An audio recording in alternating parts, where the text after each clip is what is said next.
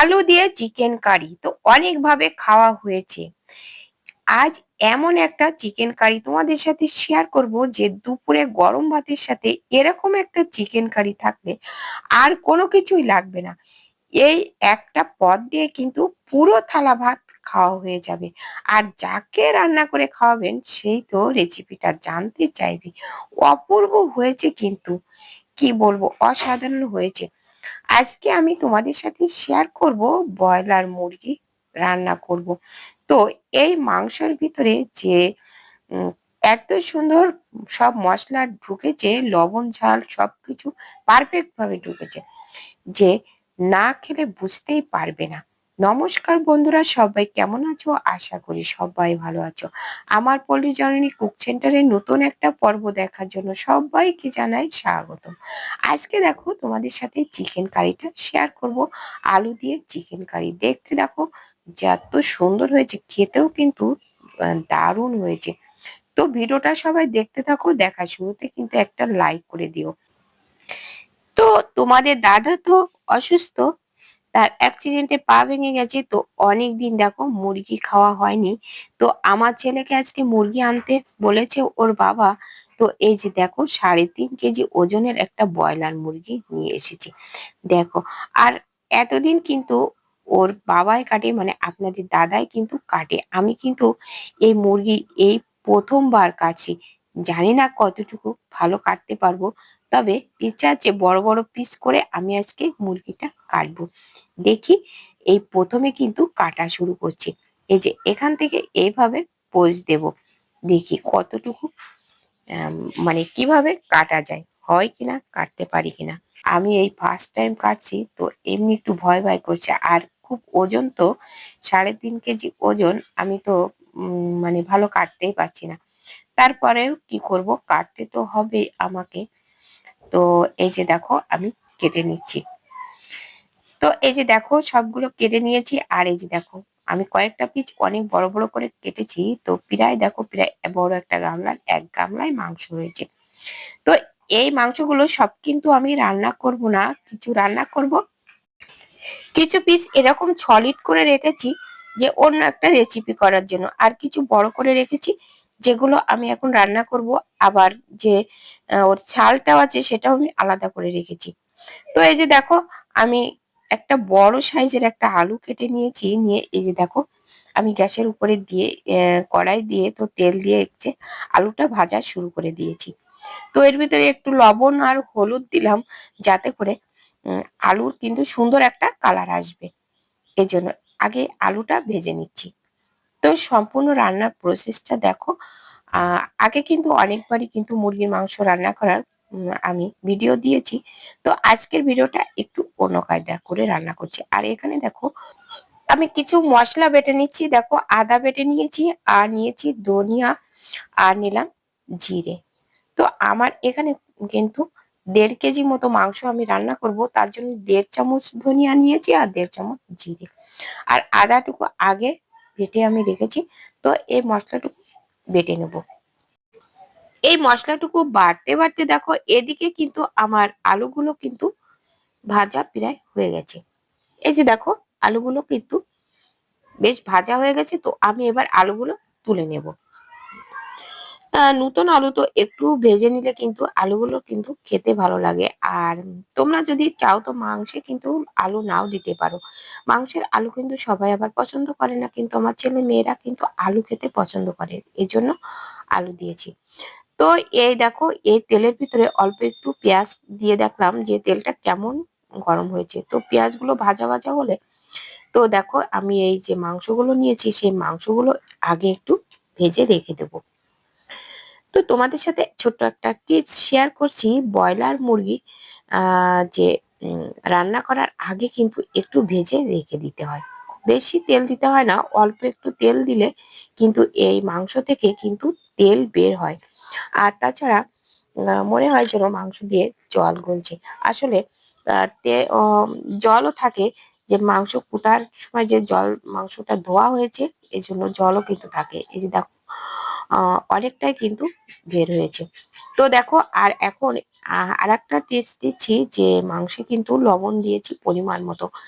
মানে যতটুকু মাংসে লবণ লাগবে ততটুকু দিতে হবে, তা না হলে কিন্তু এই সময় লবণ না দিলে কিন্তু মাংসের ভিতরে লবণ ঢোকে না। আর দেখতে পাচ্ছ তো আমি কিন্তু বেশ বড় বড় করে কেটেছি। পুরো মাংসটা কিন্তু খেতে কিন্তু একটা অন্যরকম স্বাদ হবে। তো দেখো মাংসে আমি লবণ দিয়ে একটু নেড়ে চেড়ে আর কি ভেজে নেব। আর এবার দেখো 1 চামচ হলুদের গুঁড়ো দিয়ে দিলাম। হলুদটা এখন না দিলেও কোনো ব্যাপার নেই, তবে এখন না মাংসগুলো একটু সাদা সাদা দেখাচ্ছে, এজন্য আমি একটু হলুদ দিয়ে দিলাম। তো দেখো আমার এখানে 1.5 কেজি মতো মাংস আছে। যেহেতু ব্রয়লার মাংস আমাদের এখানে বলে পোল্ট্রির মাংস।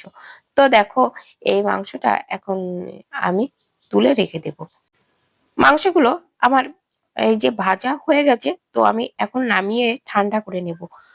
তো ঠান্ডা হতে হতে এদিকে দেখো আমি কড়াইটা পরিষ্কার করে নিচ্ছি, যে কড়াইটাতে মাংস ভেজে নিলাম। তো দেখো কড়াইটা লেগে আছে, তো জল দিয়ে ভালো করে ধুয়ে পরিষ্কার করে নিয়ে এই কড়াইতে দেখো আমি আবারও তেল দিয়ে দিলাম। আমি 2 রকম তেল দিয়ে রান্না করব। দিলাম সাদা তেল, তার ভিতরে দিলাম একটু সরিষার তেল। তো 2 রকম তেল দিয়ে কিন্তু আমি এখানে রান্না করব। আর এখানে নিয়েছি লবঙ্গ, দারুচিনি, এলাচ, এগুলো একটু থেতো করে নেব জাস্ট একটু ফোড়নের জন্য। আর দিয়ে দিলাম শুকনো লঙ্কা। শুকনো লঙ্কা গুলো একটু ভাজা হলে ওই আম, দারুচিনি, লবঙ্গ, এলাচ দিয়ে, তো দেখো তেলটা ভালো মানে খুব হিট হয়ে গেছে, এজন্য তাড়াতাড়ি পেঁয়াজ কুচি দিয়ে দিলাম। পেঁয়াজ কুচি দিয়ে এই সাথে দিয়ে দিলাম আর কি রসুন বাটা। তো পেঁয়াজ আর রসুনটা আমি একটু ভালো করে ভেজে নেব, যাতে করে কোনো রকমের কাঁচা গন্ধ না থাকে, ততক্ষণ পর্যন্ত ভেজে নেব। এবার দেখো আমি এর ভিতরে যে আমি বেটে রাখা যে মশলাগুলো ছিল না, ধনিয়া আর জিরে দিয়ে বেটে রেখেছিলাম, সেই বাটা মশলাটা দিয়ে দিলাম। আর এখানে আদা বাটাটাও আমি দিয়ে দেবো। দিয়ে এভাবে এই পেঁয়াজ রসুনের সাথে ভালো করে কষিয়ে নেব। তারপরে দিয়ে দিলাম একটা টমেটো কাটা। দেখো একটা ভালো বড় সাইজের একটা টমেটো আমি একটু কেটে দিয়ে দিলাম। দিয়ে আমি এর সাথে আর কি কষিয়ে নেবো। তার জন্য একটু লবণ দিয়ে দিলাম। যেহেতু মাংসের ভিতরে আমার লবণ দেওয়া আছে, তো আমি এই মশলার ভিতরেও কিন্তু একটু লবণ হলুদ দিয়ে দিলাম, তাহলে তাড়াতাড়ি আমার এই টমেটোটা একটু গলে যাবে। আর এই মশলা থেকে যখন তেল ছেড়ে দেবে দিতে থাকবে, তখনই কিন্তু দিয়ে দিতে হবে শুকনো লঙ্কার গুঁড়ো। তো শুকনো লঙ্কাটা আগে থেকে দিলে কিন্তু ভাজা গন্ধ বের হবে, তখন কাশি হবে। এই জন্য শুকনো লঙ্কাটা আর কি পরে দিলাম। দিয়ে এই যে দেখো কত সুন্দর একটা কালার এসেছে। তো এই মশলাটা এভাবে ভালোভাবে কষানো হলে দেখো এবার মাংসটা দিয়ে দিলাম। এদিকে মাংসটা কিন্তু আমার ঠান্ডা হয়ে গেছে। তো এখন মাংসটা এর ভিতরে দিয়ে আমি নেড়ে চেড়ে ভালো করে কষিয়ে নেব। তো এই যে দেখো দেওয়ার সাথে সাথে কিন্তু সুন্দর একটা কালারও এসেছে। আর তো দেখো অনেক সময় কষানোর পরে তো আলু, ভেজে রাখা আলুগুলো দিয়ে দিলাম, যেহেতু আলুগুলো কিন্তু সেদ্ধ হবে, যেহেতু ব্রয়লার মাংস তাড়াতাড়ি সেদ্ধ হয়ে যাবে। আর এইভাবে ব্রয়লার মাংস রান্না করলে না কেউ বুঝতেই পারবে না যে দেশি মুরগি রান্না করেছে নাকি ব্রয়লার মাংস। একদম বুঝতেই পারবে না, যে খেতে এত সুন্দর হবে। আর মাংসগুলো কিন্তু শক্ত হয়ে যাবে, যেহেতু মাংসগুলো ভেজে রাখা হয়েছিল, এই জন্য কিন্তু শক্ত হয়ে যায়।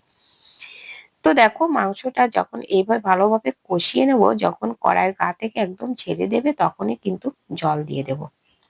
তো এখন দেখো পরিমাণ মতো জলটা দিয়ে দেবো। আর খুব বেশি জল দেওয়া লাগবে না। এই যে দেখো দিয়ে একটু নেড়ে চেড়ে আমি ঢাকা দিয়ে রাখবো। তো দেখো ঢাকা দিয়ে 5-7 মিনিট পরে কিন্তু ঢাকা খুলে নিয়েছি। দেখো আমার সব আলু মাংস কিন্তু সেদ্ধ হয়ে গেছে। এ পর্যায়ে দেখো আমি 1 চামচ গরম মশলার গুঁড়ো দিয়ে দিলাম। দিয়ে দেখো একটু নেড়ে চেড়ে ভালো করে ফুটিয়ে নিয়ে কিন্তু আমি এবার নামিয়ে নেব। তো আজকের আমার মাংস রান্নার প্রসেসটা কেমন লেগেছে কমেন্ট করে জানাতে কিন্তু ভুলো না।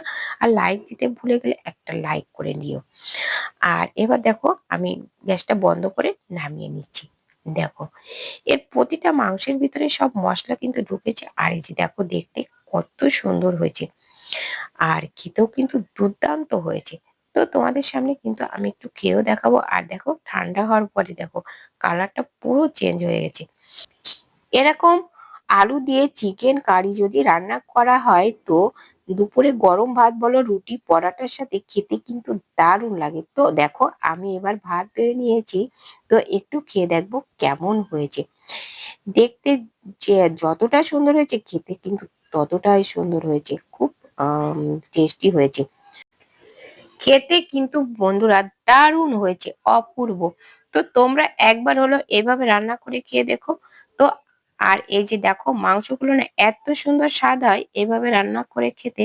তো তোমরা একবার হলো এভাবে রান্না করে খেয়ে দেখো।